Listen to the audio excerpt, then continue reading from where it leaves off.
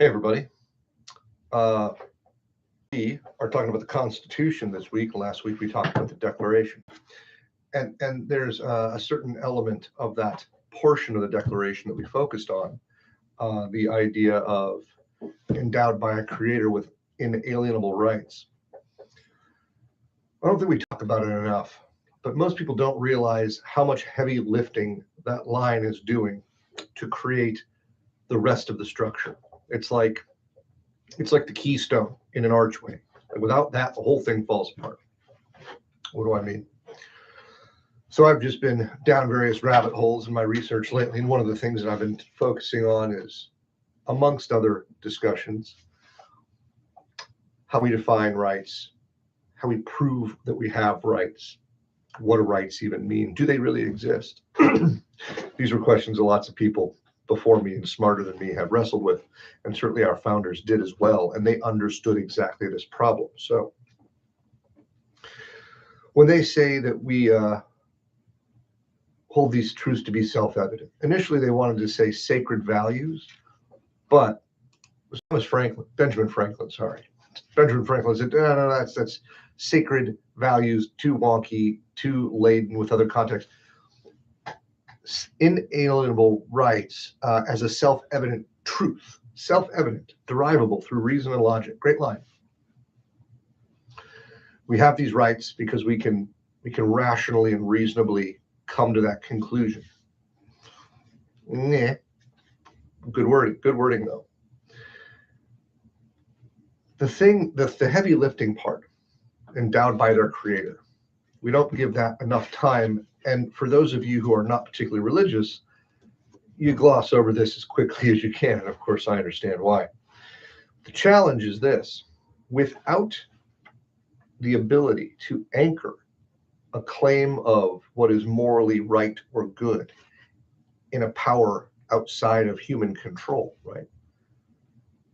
It must necessarily be defined as preference that is enacted by force. Might makes right. This is a world that we have long sought not to live in. Humans have in recent history found ways out of might makes right. We created rules-based orders, societies based on constitutions, the legitimacy of the vote. These things only work when the society agrees that they ought to work.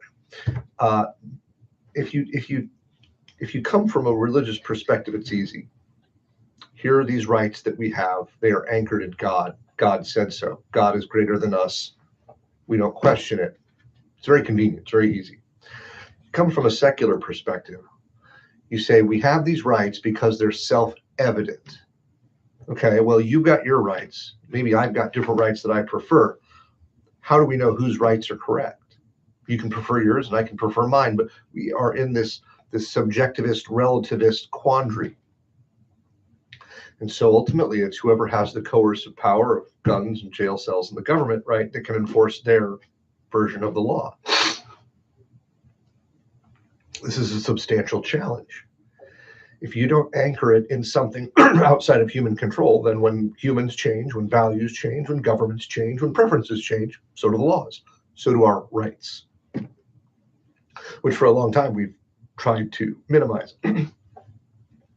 So when you read those words, right, endowed by our creator or a creator with certain unalienable rights, you have to appreciate the founders knew that just making a preference claim for a series of rights, like life, liberty, and the pursuit of happiness.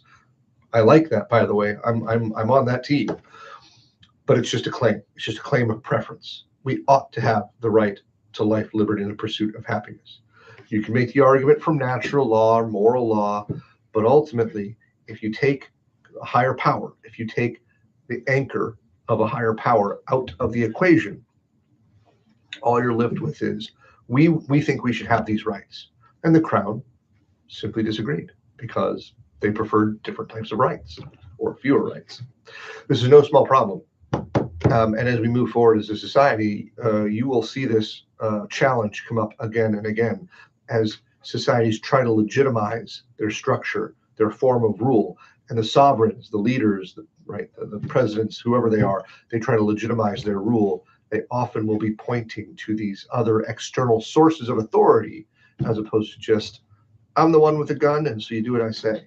Consider this historically, right? It was either you were a god king, you were an emperor, or you were a temporal king or queen.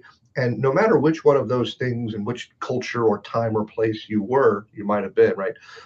It was either the religion element, the mysticism element was bound up with the temporal political leadership, a god king or an emperor, right? Pharaoh. Or you were a king or a queen, and right next to you was the pope, was the bishop, was some cleric or prelate putting the crown on your head. Divine authority is joined with your authority. That's what gives you legitimacy. Sangreal, royal blood, right?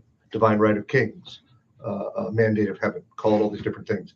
There's a reason why authority has always pointed this way when claiming legitimacy, because without it, it's just preference.